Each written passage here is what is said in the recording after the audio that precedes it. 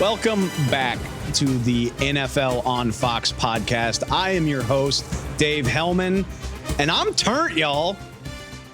It's the start. It's here. Football is happening today. By the time you lay your head on the pillow tonight, we will have gotten a taste of the 2023 NFL season. I'm getting ahead of myself. I'm sorry, because we got a lot of work to do before then.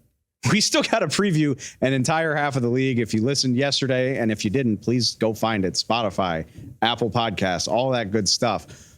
We did the AFC, the juggernaut AFC, all of these incredible teams, all of these Super Bowl favorites. Well, we got to do the other side too. The NFC, we're going to call it a grab bag. As wide open a conference as I can remember. A true situation where, sure, there are favorites, but how many of them do you believe in? Sure, there are 16 quarterbacks, but Aaron Rodgers is off to the other side. Tom Brady is retired. Like, who are the stars? Who are the guys that are going to carry the mantle?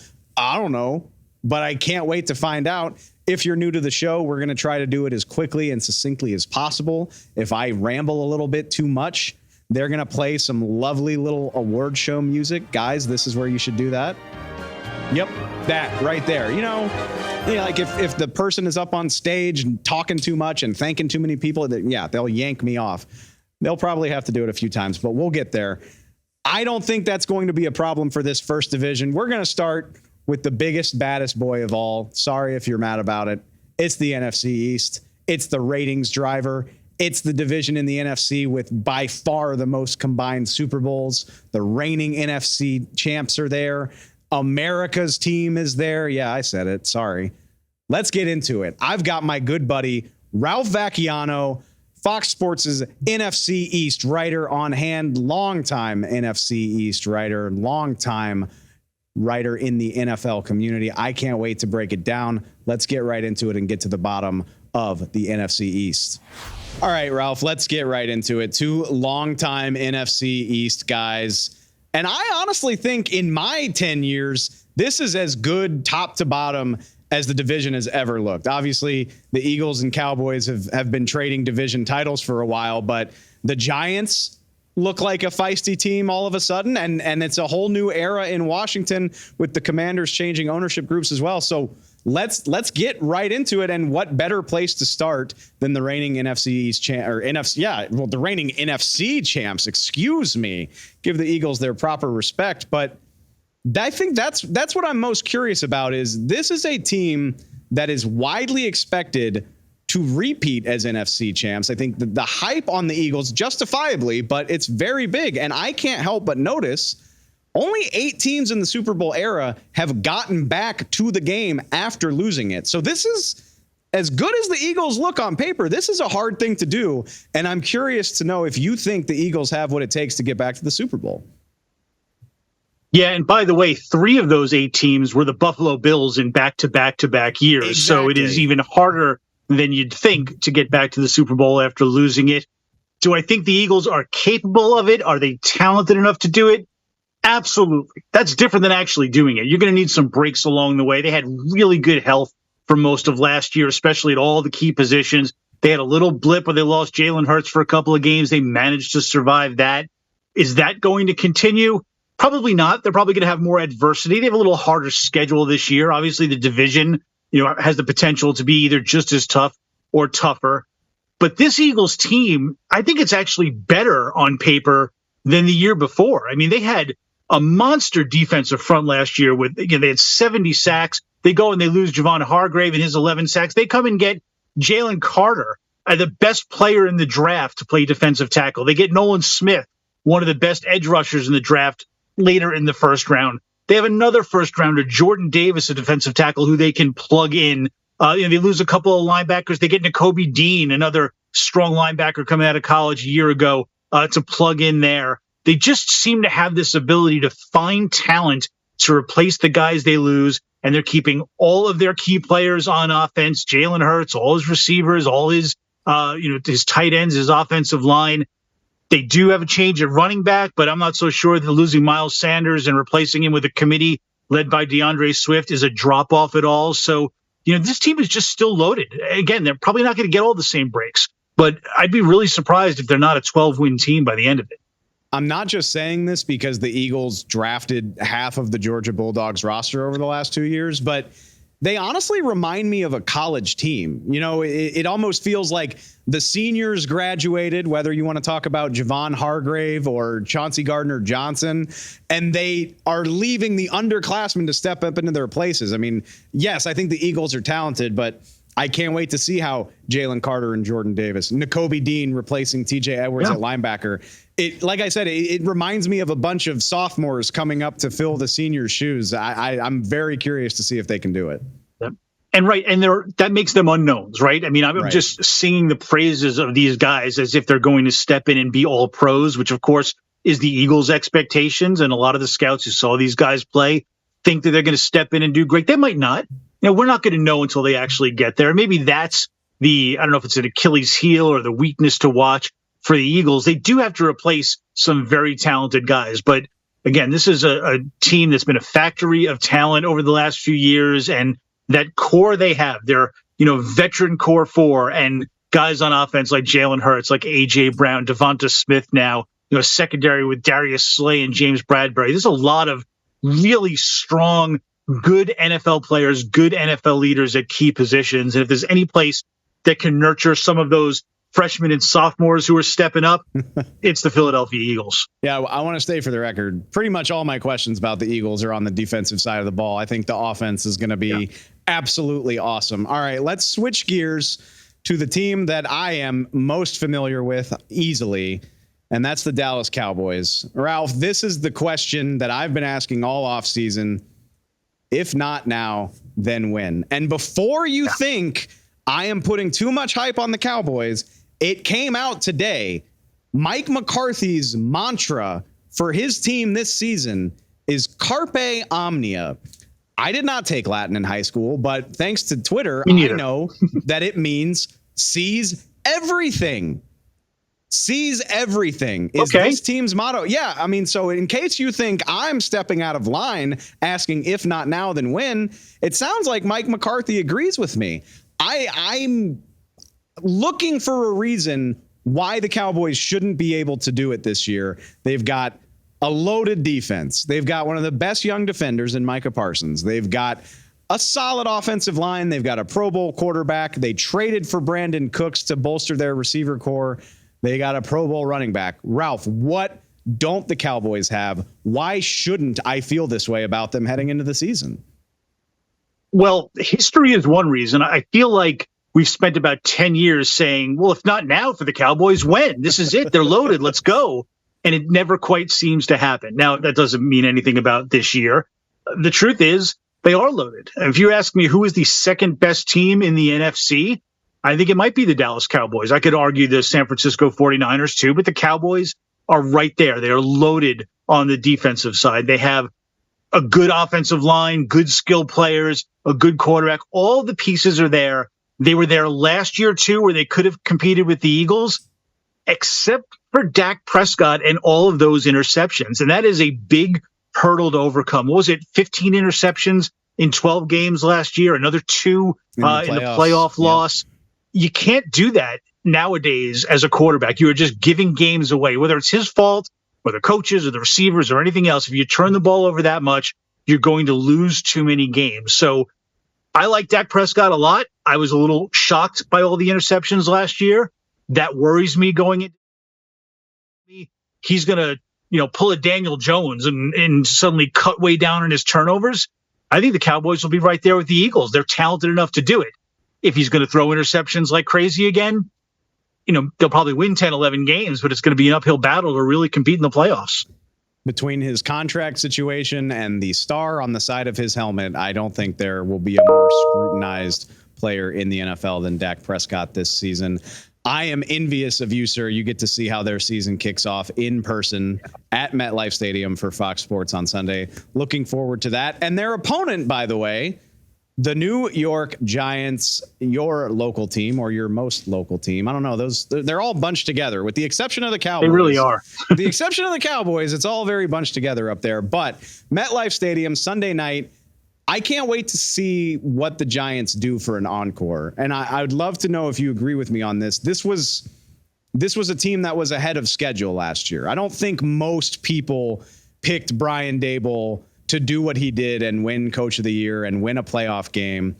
Now my question is, can they stay that way? Because I think if you listen to the whispers, if you listen to the prognosticators, a lot of people think the Giants are going to take a step back, but there's a lot to like about this roster. There's a lot to like about what they've done, whether it's adding Darren Waller, whether it's drafting a bunch of exciting rookies. Their defense is underrated. So can Brian Daboll, especially with the expectations a little bit higher than they were last year, do you see a regression, or do you think the Giants can kind of stay ahead the way that they did last year? Well, it's going to kind of depend on your measuring stick, I think. If you are looking at the overall growth of the program, the talent, the play on the field, yeah, I think they can stay ahead of schedule. I think they were very ahead of schedule last year. I don't think even if you gave truth serum to Brian Daboll and Joe Shane, the GM, I don't think they thought they had a playoff team last year. So if they look at this season as the season that they would finally start to compete a little bit, and they are better. They did go out and get Darren Waller. They got more speed at receiver, Paris Campbell, Jalen Hyatt, the kid they drafted in the 3rd round. They did add to that defense. So it's a better team, and there's going to be a better product on the field, particularly on offense. The question I have is, what are they growing from? Because they were 9-8 or 9-7-1 last year. They started out 7-2, and they won a lot of games that when you look back, they really kind of pulled them out of nowhere. They really won games they probably shouldn't have won. They got some breaks. That didn't happen in the second half, and they really regressed. If they hadn't won a playoff game on the road in Minnesota, this whole story of the Giants would have been how they fell apart after that 7-2 start. But they won that playoff game, and now you're thinking, okay, well, they're for real again. So it's just kind of this curve where they went up, then down, and then a little back up again at the end. So I'm not sure what they were last year. What I can kind of see for this team is they're better, but they're not going to get the same amount of breaks. The schedule is a little harder. I could see a position where they're the same record, maybe even a game worse. But you look at it and go, it's a better team. The record's not better. That ascension isn't there, but it's a better team. Maybe they sneak into the playoffs, but they're still kind of in that 500 range. They're just not. I don't think they're that perennial contender yet that they want to be. I think that's still probably a year away. I absolutely agree. And I think what's going to be fun for the Giants is I think you can see how they improve or whether they improve based on how they play in these games. I mean, at the end of the day, they had a -6 point differential last year. And obviously, when they went up against Philadelphia in the playoffs, you saw the difference between a true contender and what the Giants were. But I think they have the potential, like you said, even if the record's not as good, I think they have the potential to play teams much closer and be much more competitive across the board. And they have a huge opportunity to do that with a Dallas team that they have not been beating often recently. The big thing for them, I think, is their offense is going to give them a chance to compete better than it had in the past. Last year, that offense was a train wreck. I mean, Daniel Jones, I think, threw 15 touchdowns overall. That's not elite numbers by any stretch because he had a terrible receiving core. He didn't have a reliable tight end.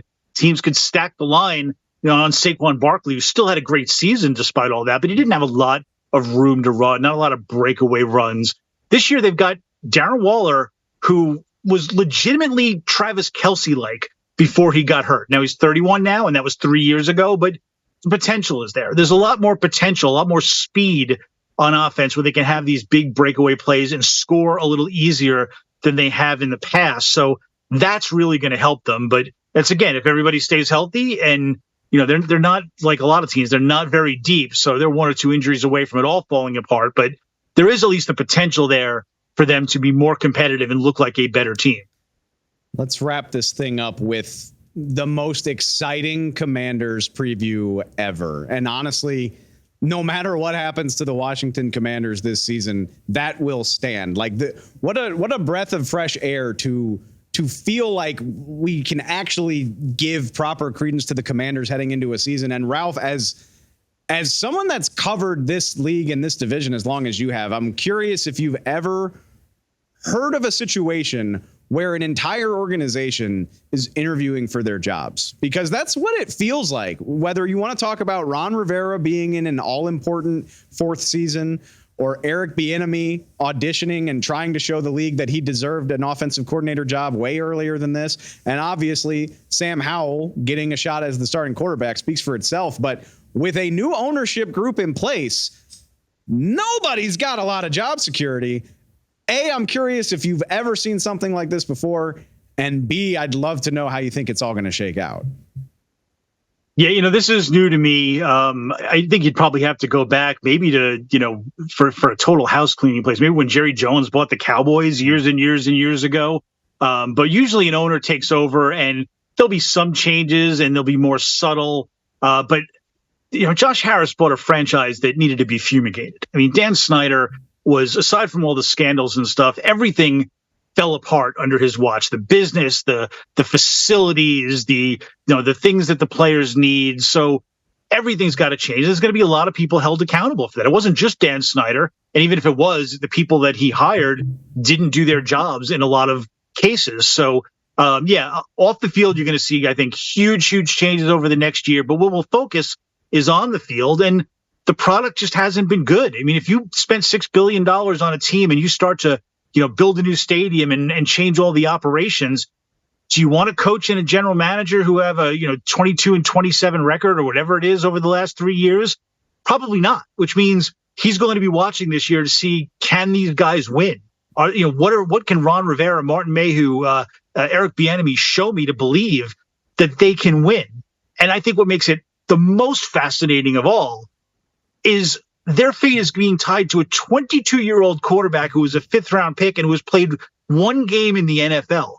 It's not like they've got Lamar Jackson that can go bail them out. They got basically a rookie quarterback. And we've all seen it. There are always, even Peyton Manning, there are ups and downs for rookie quarterbacks. It is not a situation where you think, I got my guy, I'm going to go win now. But they have to win now. So it's totally fascinating to me, and it's a new situation, no doubt. And I think that I think they're all realistic about it. So I think Ron Rivera knows his job is on the line. I'm sure Martin Mayhew does. I'm sure that Eric Bieniemy's eyes were wide open when he took this job, and Josh Harris is going to be watching every corner of that organization. So much so that unless they have a surprise year, we're not going to recognize anything about the Commanders a year from now. Possibly even the name. Yeah, but maybe nothing else. Yeah, which. I love it so much because even a team that most people agree is not ready to contend or maybe even compete, we'll see. But for those reasons, they are just as interesting to me as the teams that are going to win 11, 12 games. Ralph, thank you so much. Before we let you go, I got to put everybody on the spot. Two of the best teams in the NFC in this division. Who you got winning the NFC East this year? Well, I do have the Eagles winning the division. I think they are the best team in the conference, the deepest team. They could probably withstand the issues and problems and injuries better than anyone else. But I tell you what, the Cowboys may be the wild card in my scenario, but I would not be surprised to see them at Lincoln Financial Field in Philly for the NFC Championship game at some point, because they really might be the two best teams in the NFC. Great minds think alike, my friend. Look, I'm sorry to my Dallas people. I didn't have the guts to pick the Cowboys to win the division. I'm going Eagles as well, but I think this is the year the Cowboys make some serious noise, and we will get to that later. Ralph, thank you so much for your time. Anytime, Dave. Thanks for having me on. Moving on to the NFC West, and a division that I'm going to call the haves and the have-nots, because here you have two of the conference's true contenders, two teams that I expect to make a lot of noise and potentially make a run late in the postseason, and then, two teams who maybe next year, guys, maybe we'll see. I don't know. We're getting ahead of ourselves. Let's lead this off where we have to, with the biggest bully on the block, the San Francisco 49ers, the team that seems to be a fixture deep in the NFC playoffs. And that's the most amazing part about it, is it's the only true contender in the NFL that doesn't have a capital G guy at quarterback. No offense to Brock Purdy. He was amazing last year. He stepped in for Jimmy Garoppolo and performed admirably. I'm not going to call him that dirty phrase that signifies he was drafted last in the NFL draft. That's rude. He's played way better than that. But the problem is He's still only started 8 games. And oh, by the way, he's dealt with an injury to his throwing arm that knocked him out of the NFC Championship game. Really, we do this a lot in NFL media, but I just think it bears repeating.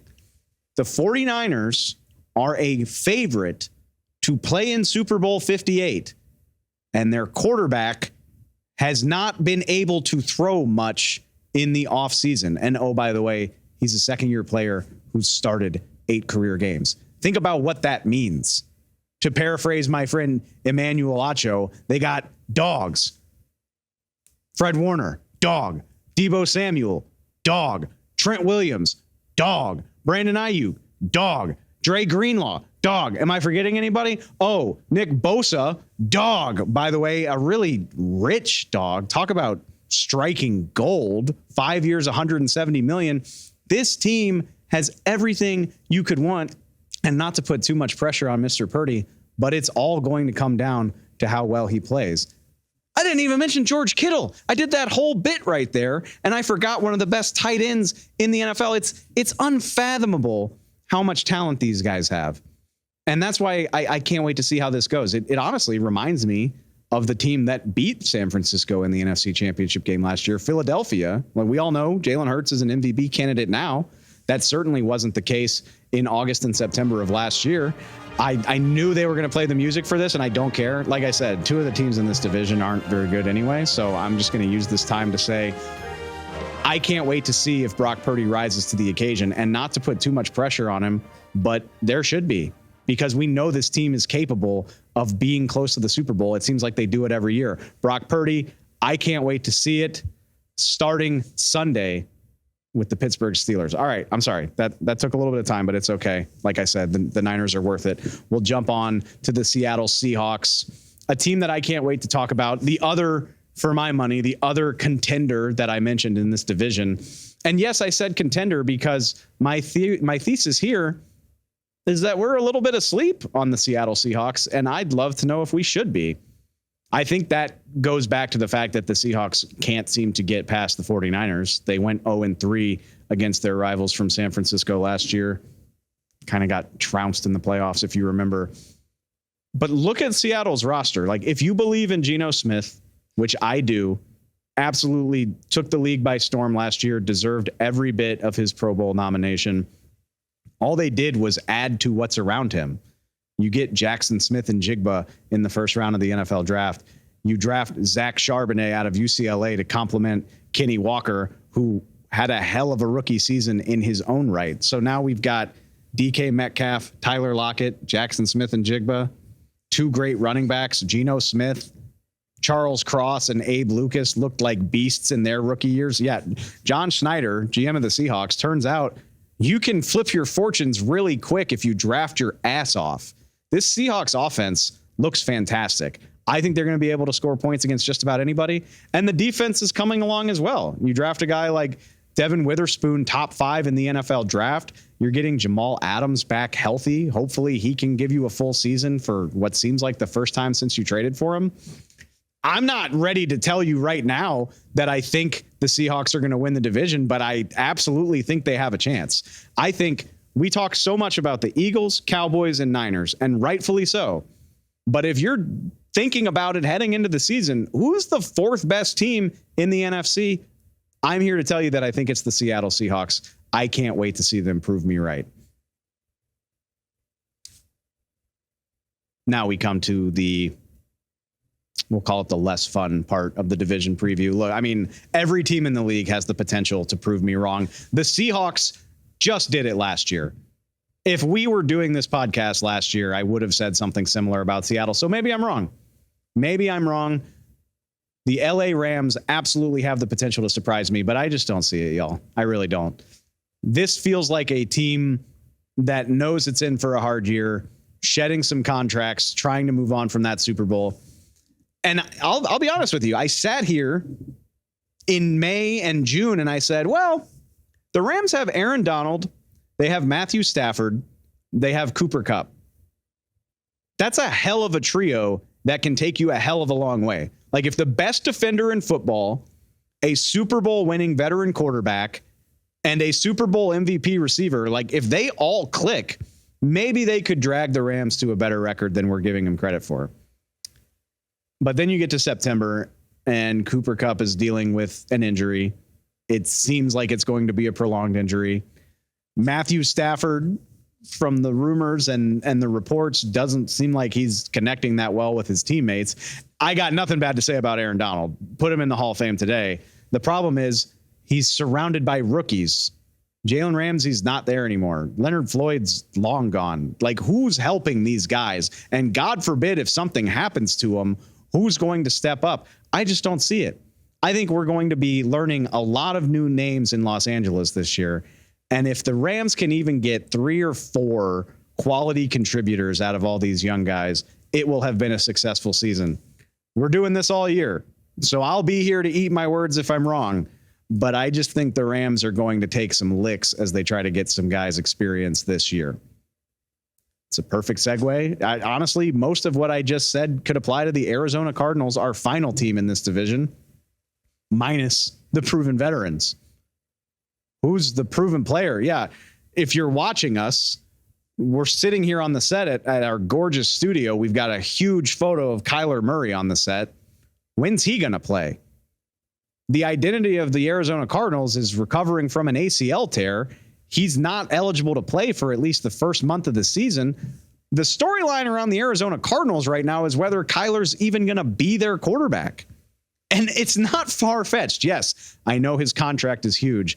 I'm here to tell you, and we can get into this as the year goes on, it can be shockingly easy to move on from a big quarterback contract. So we don't even know if Kyler's the quarterback in Arizona in 2024. If USC's Caleb Williams or North Carolina's Drake May is available next spring and the Cardinals are drafting where I think they'll be drafting, Kyler Murray's contract is not going to be an issue. It's something to watch this season. And Cardinals fans, I would probably be watching a lot of college football as we move through this fall. Like I said, it's the time of year where there should be optimism for everybody, and somebody's bound to make us all look dumb.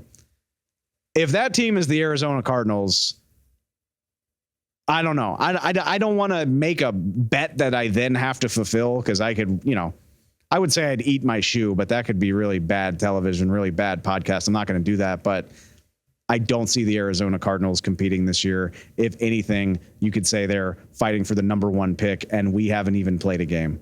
You're talking about Josh Dobbs or a rookie in Clayton Tune starting week 1 against the Commanders. Jonathan Gannon, first-year head coach in Arizona. Prayers up for you, buddy. I hope it actually happens better than it looks, because I think this is the team with the least amount to be hopeful about for the 2023 season. I'm sorry to say it, but it's just what it is. Moving on to the prediction. If you're not paying attention, I think there's only 2 teams that it could be. It's San Francisco or Seattle. In the interest of being different, I'll be honest. The Niners have run things for the last 3 or 4 years, but man, I'm high on this Seahawks team. I really am. And when you consider I don't want to say uncertainty, but when you consider what Brock Purdy is facing coming back from an injury and a whole league that has tape on him, I don't want to say the Niners are going to struggle, but I definitely think it's going to be a challenge. And if they're fighting for their lives, why not have the Seattle Seahawks sneak up? I feel good about damn near everything about this team. I think the Seahawks have a legitimate chance to make some real noise in the NFC this year. It might not feel very wide open in the NFC West, but I'm here to tell you the most wide open, the most unpredictable division in the NFL this year. It's the NFC North, y'all. And to break it all down, we've got none other than our Fox Sports NFC North writer, Carmen Vitale, here to help me make sense of it all. As promised, I'm joined now by Carmen Vitale to talk about the division that nobody can seem to agree on. The division that is playing without Aaron Rodgers for the first time since MySpace was a thing.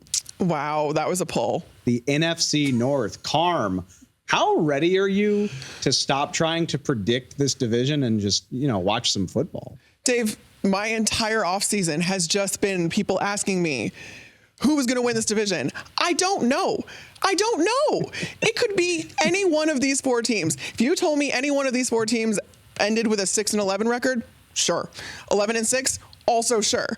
I don't know what's going to happen, so I want to know. I think it's at a fever pitch, especially because, again, Aaron Rodgers is a Jet. He's New York's problem now.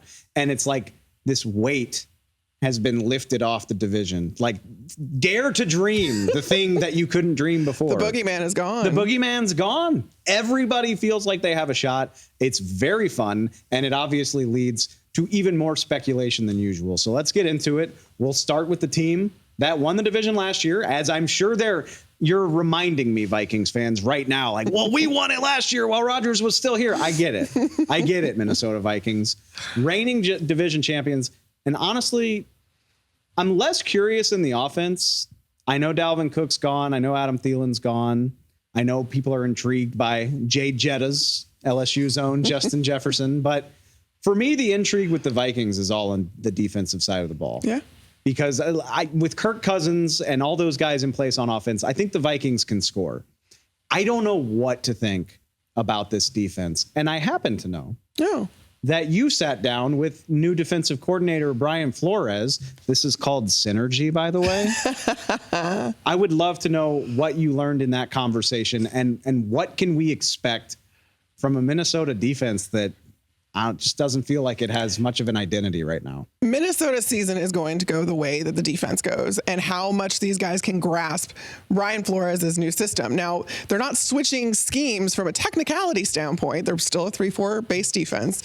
But Brian Flores is famous for his aggressive scheme, his multiple scheme. He told me that he reworks every offseason his defenses. And while they keep the core concepts of that aggressiveness that Brian Flores is so proud of, it changes every year based on the personnel. So now with a new team, he told me he's going to be leaning a lot on the linebackers and the safeties. That's who's going to lead this group as far as getting in and out of different defenses, getting in and out of different pressure looks. And the reason for that is because that they have the most experience at those positions. Think about it. Harrison Smith, safety, been there forever. Jordan Hicks, he's 34, by the way. I know, which is ancient in football years. Before the show, I looked it up. Us. He was drafted in 2012. Yeah, I don't want to talk about it, Dave, because we're also the same age as this man, and we're talking about him like he's on his last legs in a little walker, like, oh, he's going to be on the field today. Yeah, exactly. But he has the experience, and that's something that Brian Flores absolutely values. Between him, Jordan Hicks, they're the ones that are going to have to get this defense together. And the way that they can kind of trickle down the effects of Brian Flores and the concepts and the priorities that he has down through this little telephone line of between the assistant coaches and then onto the veterans and then onto the younger players, that's going to be how this defense performs. And if it's any indication from Brian Flores' time in Miami, it might not happen this first year, which is why I'm so unsure about how the Vikings are actually going to fare. A really sneaky addition that it's not even on the radar, let alone under it, but the decision to get Marcus Davenport out of New Orleans. Yeah. And look, Marcus Davenport, I'm not trying to say it's like a game changer. He didn't live up to the hype of where he was drafted in the first round.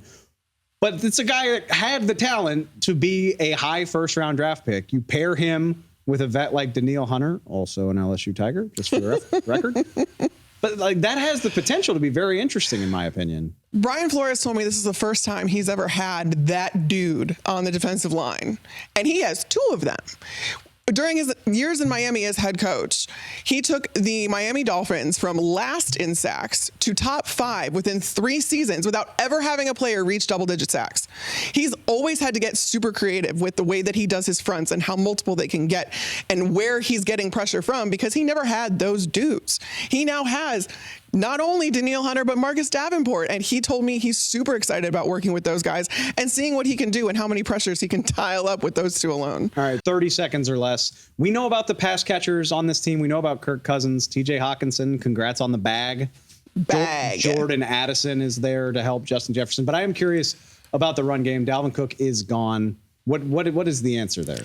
Yeah, you mentioned the pass catchers and everything. They're not going to take a step back there. That's going to be the same this season. But where they could take a step back is if Alexander Mattison is not who Dalvin Cook was. They don't run the ball a whole lot, but they need the run game to unlock other concepts on this in this offense, in Kevin O'Connell's offense, who is a disciple of the Shanahan-McVay tree. And you don't necessarily need to get a ton of production out of the run game itself, but you need to make sure the threat is still there because you need to be able to unlock other different points of your offense up to and including play action. Kirk Cousins is a huge play action quarterback, and he benefits from it tremendously. It doesn't feel from the outside like they've done enough to offset losing Dalvin, but I look forward to them proving me wrong. All right, let's get to the favorites. And yes, the favorites. The Detroit Lions are the favorites to win their division. I'll never get tired of saying that, but now they have to back it up. Yeah, they absolutely do, but I think that they can. God help me, Dave. The Detroit Lions can win this division, and it's because not only they have the most complete roster in this division, I believe, but they also have belief in themselves. This is the most belief that they've had. It's the most belief the city of Detroit has had. They sold out of season tickets for the very first time, and it's all because of Dan the Man Campbell and what he's been able to instill in this Lions locker room. I mean, I was in that locker room last season when they were losing, and it was still a fun place to be. And I don't want that to get construed as being a bad thing. It was a great thing because these guys knew that sooner or later it was going to turn around for them. And it did. They finished the season with 8-1 down the stretch. And so they finished with a winning record. So fun. It was so fun.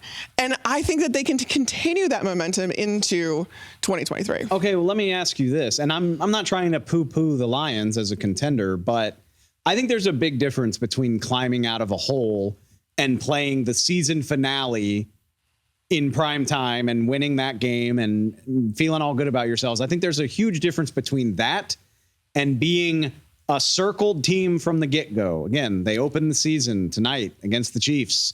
They play good teams because of their record last year. Like, do you think they're ready for that increased level of scrutiny? Because as someone that spent a long time around the Cowboys, that is real. Like, that never-ending attention is a real thing that can wear on a team. Dave, usually I think it's coach speak when people say, oh, we don't pay attention to the outside noise. It doesn't affect us. It hasn't permeated into this locker room.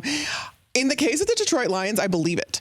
Because if you've paid attention at all to them this preseason, you don't have players mouthing off about how good they're about to be. You don't have anybody talking about expectations or this or that. In fact, every time Dan Campbell or Brad Holmes, their general manager, is asked about the expectations this season, it is immediately shut down.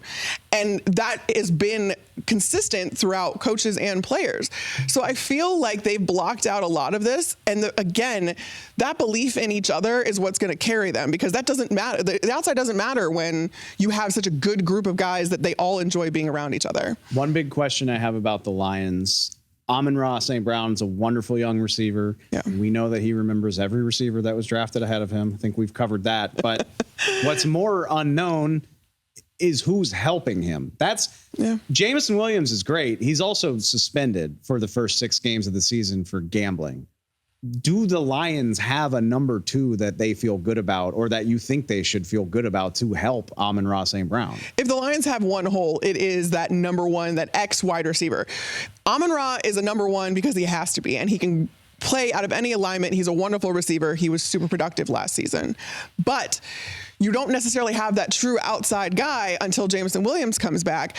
But to that I say, think outside the box, because that is what the Detroit Lions offense is doing. That is what offensive coordinator Ben Johnson is doing. You about to say Jahmyr Gibbs' name? I'm absolutely about to say Jahmyr Gibbs' name, because we heard Ben Johnson say it just the other day that they're going to use him in ways that people don't think that they might use him. They are going true positionless player for Jahmyr Gibbs, and the wrinkles that Ben Johnson is able to come up with already. I had a defensive coach on that staff tell me that in practice, they'll think they figured out the offense one day. The very next day, Ben Johnson has 5 more wrinkles installed, all ready to go, that's confusing the defense again. So that amount of creativity for a guy that literally lives, breathes, and eats football, I cannot wait to see how that manifests in Jahmyr Gibbs. And we don't have to wait much longer. I'm so excited they play tonight. All right. How about we'll call them the guys that get too much attention, probably, if you are not a fan of them, the Green Bay Packers. Just have generational quarterback play for 30 years. And as soon as you lose Aaron Rodgers to the New York Jets, you just fill that airtime with trying to find out about Jordan Love. But that's what it comes down to for me. I know there's a lot of interesting stuff about this team. There's a lot of things to like about this team. But at the end of the day, this team's entire storyline is about finding out what Jordan Love is and how good he can be. So help me. I think the Green Bay Packers have done it again. Jordan Love. Oh. Is that a hot take? That's steaming take. Done it again implies like eventual Hall of Famer. Yes, I know. That's what that means. It's scary to say. You're not saying like, oh, he could be pretty good, because that's what most people say. Yeah, I think that's taking the easy way out. Commit, and I'm gonna commit, Dave. Especially because I grew up a Chicago Bears fan in the city of Chicago, and I just refuse to believe that the Packers are gonna fall off because it hasn't happened in my lifetime. Would you say you're scarred? Maybe. Yeah. Okay. Just a little bit. Okay. But the thing is, Jordan Love is coming into his first year as starter more prepared than 99.9% of first-year starters, because he's been in this offense for 3 years. And he knows these guys. He knows this locker room. He knows this. Their quarterbacks coach, Tom Clements, said in the offseason that he could lean over to Jordan Love at any point during any game while he was riding the bench and say, what are we about to do here? And Jordan Love would know it. He knows this offense like the back of his hand, so now he just has to execute it. I'm going to make everybody's job easier. Social Team Stacy, if you could just clip out Stace, be nice. this part of the show where Carmen said that Jordan Love is a future Hall of Famer, that's what should go on social media, just for the record. No, I'm with you. I'm with you for the record. I'm not ready to go that far. But I think Jordan Love is going to hit the ground running. I like the Packers' offensive line. At some point, all of the talent on their defense has to actually play well. They have 7 first-round picks. Lucas Van Ness is the most recent one out of Iowa. Rashawn Gary's back from injury. Yeah. Like, at some point, all of this talent has to translate to a better defense. Jair Alexander, I should at least say your name, one of the best corners in the league. I was going to say, make sure you call him great, not good. Okay, you're right. Please, he's a great corner. Don't come for me, Jair Alexander. The point is, everything about this team looks pretty ready. They need some seasoning at receiver and tight end, but everything looks good if Jordan Love is good. I want to make sure to emphasize this, though, that it might not happen in the very first game, because both Romeo Doubs and Christian Watson are dealing with hamstring injuries currently. So their status for Sunday is in question. That's just more opportunity for Jaden Reed and Luke Musgrave, baby. Let's go. They're going to get a lot out of those two. I'm high on the Packers, and you'll see how high in a few minutes. Let's wrap it up. Your hometown team. Yep. The Chicago Bears. They are. And again, I mean, look, it's the most important position in football for a reason. I don't remember a situation like this with Justin Fields, where a quarterback is so hyped and has so much expectation, and a team that picked first in the most recent draft. Yeah. That means you had the worst record. Worst record in the league. They are widely expected to massively improve that. And there are people that think Justin Fields is part of the MVP conversation. It's not for me to say that he's not, but that's a hell of a jump. And I would love to know if you think that this is too much too soon. It's absolutely too much too soon, because Justin Fields, I believe, is going to make a jump, but everyone wants him to make this Jalen Hurts-esque jump from the Philadelphia Eagles, which then the Hurts situation is hurting Justin Fields. I feel like. Wow, you did that. The Hurts situation is hurting Justin Fields. I see what you did there. The thing is, though, it is because the 2022 Eagles are not the 2023 Bears. The 2023 Bears are not the 2022 Eagles. Like, the Eagles were set, and they just needed Jalen Hurts to get that much better. They were a playoff team. Jalen Hurts' floor is also much higher than Justin Fields was this year. So he has a lot further to go. And quite frankly, the jump he would have to make is unprecedented. I broke down the percentages actually on foxsports.com. Synergy. And if Justin Fields was to match the same percentages as Jalen Hurts did from his year 2 to year 3 season, that stat line for Justin Fields would look more along the lines of 2,600 passing yards, 21 touchdowns, and 7 interceptions. That is an improvement over last year, but that is not Jalen Hurts from 2022 that took his team to the Super Bowl. So I think we need to adjust our expectations and not put all of this on Justin Fields, especially when he doesn't have the best offensive line in football to stand behind. or run behind for for that matter. Not even to mention the defense, where Philadelphia a year ago had a team full of maulers. Absolute dogs. Literal dogs now because they're the Georgia Bulldogs of the NFL. I don't see it on the defensive side of the ball for the Bears. I don't know. I know Yannick Ngakoue is there now. I don't think that is a math changer. Like, I don't think that drastically affects how well you're getting to the quarterback. Well, when you only had 20 sacks in a year, it does up severely. That's the point, though. Yeah, no, they'll be better. How much better? And that's my thing. I think I'm excited to see Justin Fields. I think he's going to be must watch to see how much better he gets. And he has electrifying talent. He does. I just think the Bears are a year or so away from being really part of this conversation. And depending on how Justin Fields plays, please don't yell at me, Bears fans, but it's possible Ryan Poles is hunting for a quarterback in the offseason if Justin Fields doesn't live up to these incredible expectations. Poles made no bones about the fact that they are hedging their bets on Justin Fields. He didn't draft Justin. So you have to take that into consideration when you look at how Ryan Poles is evaluating him. And the fact that he was so insistent on this being a multi-year rebuild for the Chicago Bears that when they took that leap down from the number 1 overall spot down to all the way down to number 9, he made sure to get an extra first-round pick out of that because of the fact that now this sets the Bears up in 2024 to grab whatever quarterback they want if, in fact, Justin Fields isn't who they hope he is. I think, and I think that's what makes it fun. I hope we're not bumming Bears fans out too much because there's multiple ways that this season could be really fun for them. Either we're wrong, Justin Fields is that dude. Right, and you can just come for me and it'll be great. But that's fine. And then you're in the playoff picture and that's all well and good. But even if that doesn't happen, they are so well positioned to pivot and try again. Or even if Justin Fields is even just merely good. Yeah. Now you say, well, we've got 2 good first-round picks that we can use to revamp this defense or further bolster the offensive line. There's a lot of fun outcomes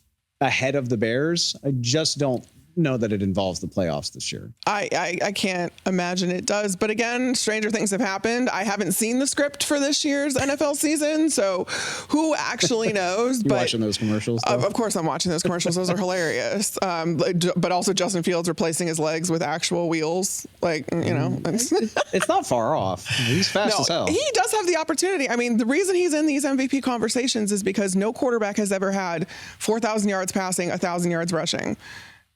And there's only been, Josh Allen to do it, 3,000 yards passing and 1,000 yards. Yeah. Yeah. So pretty nice. That's why the MVP conversation comes up. And if he does that, man, Chicago's going to have a fun time.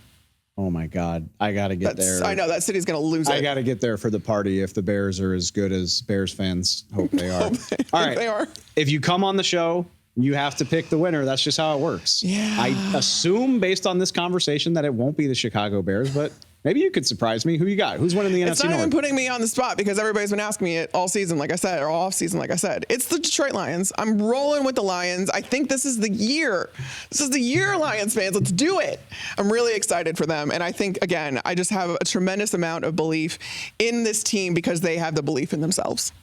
It appeals to my hipster contrarian heart. Like the Lions are the most fun underdog, cool story. Could you imagine if they beat the Chiefs? It would be amazing. You want to talk about parties? Detroit, Rock City. Yeah. Yes. But having said that, I'm going to go with the old bullies. I'm going to go with the Green Bay Packers to win the NFC North. I think Jordan Love is good. I think Aaron Jones and A.J. Dillon are an amazing duo to help him out. The offensive line is good. The defense is loaded. One of those pass catchers is going to step up. I'm not saying they're going to win more than like 9 games, but I got the Green Bay Packers winning the NFC North. Let's go. They could very, very realistically end up with a better record than they did last year. And I've been kind of predicting that, like, on the low. Back off. You don't. No. What? You made your prediction. Go look on FoxSports.com. You said anything Lions. I've said. You said Lions. You don't get to steal my Packers. I didn't say they're going to win the division. I said they're going to have a better record than last year. Too close for comfort, in my opinion. Relax. Carmen Vitale, thank you so much for joining me to preview the grab baggiest division of them all, the NFC North. Thanks, Steve. Last but absolutely not least, we have the NFC South. And look, I don't care what anybody says. Oh, this is the worst division. Oh, the champion might not have a winning record.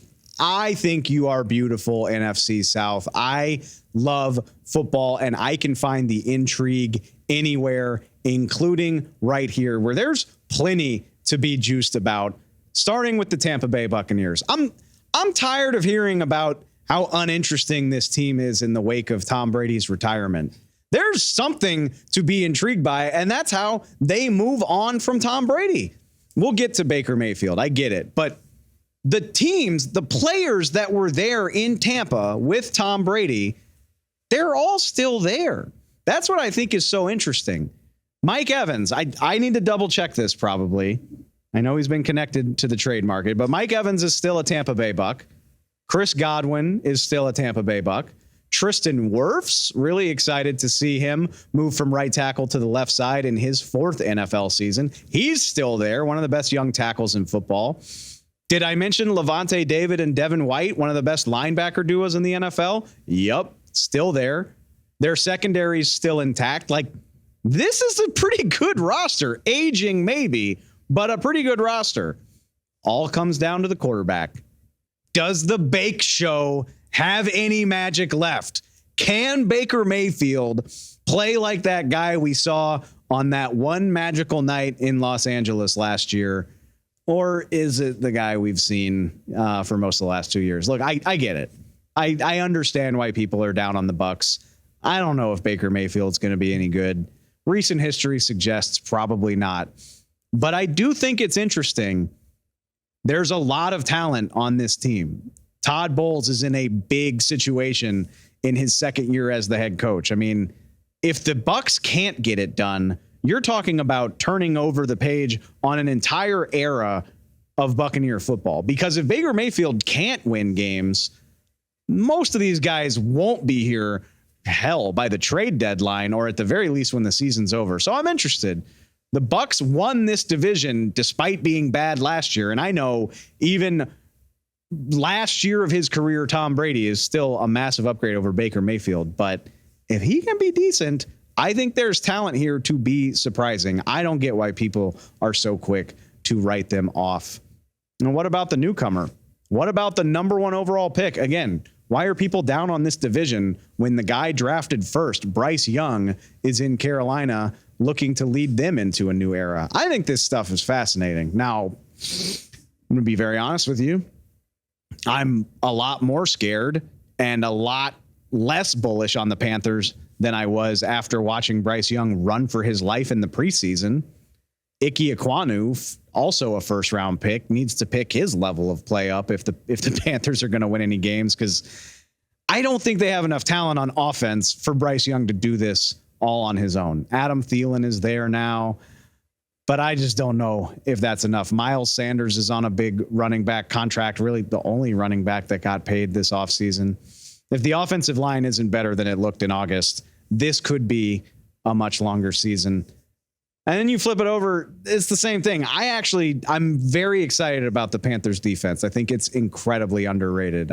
You look at it, if J.C. Horn, the cornerback, can stay healthy, Brian Burns, one of the best young pass rushers in the NFL, will figure out if his holdout ends, if he's going to play. But the talent is there on the defensive side of the ball for the Panthers. If Bryce Young doesn't have to do this all by himself, if he can hang in the pocket and make throws, this is a feisty team. I don't think it's insane to think that they could contend for the division. I will admit that idea felt a little more realistic in May than it does in September. But hey, that's why they play the games. What about my hometown team? Yes, the New Orleans Saints. I have covered the Dallas Cowboys for a very, very long time, but I am from the Big Easy, and I cannot wait to see what Derek Carr does in a different uniform for the first time in his career.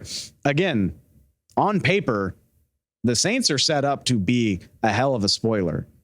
Like, this is a team that's been competitive in the post-Drew Brees era, floated around 500, been alive on the last weekend of the season. But in terms of legitimately making noise, it's been 4 or so years. Sean Payton's off in Denver trying to fix Russell Wilson. I can't wait to see if Derek Carr can take this team to a new level. And I'm here to tell you that I think is possible.